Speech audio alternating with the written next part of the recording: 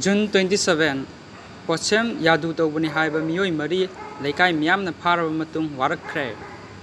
Thodosi Impal East District Ki Irilbung Police Station Ki Manung Sanba Bamon Kampu Maya Likaida Thokibani Laikai Asida Leiba Bamon Kampu Women Welfare Association Ki Sanglen the Miamna Warakraba Miyoi Mari Adudi Ireng Bam Bormani Sahinifu Apopa Laikitrava Chauba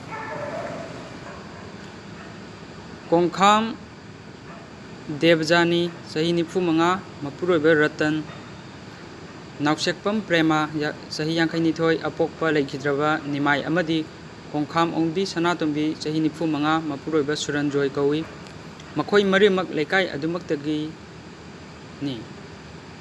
N Prema Devi Matam Kharagi Mamangda Bamon Kampuda Mihat Thina Hatoklam Lava Arun Kumar Gi Misiga Mari Lenana Police na Phakiba Pradhan Rabi Ki Maseni Mihat asigi matang the same kiba JAC adugi advisor ke Mohendro na phongdorokpada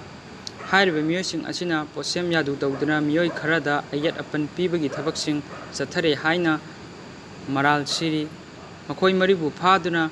wahang pahang tawwa matamda mihat asigi matang the same kiba JAC gi maru oiba miyoi singi maming na singba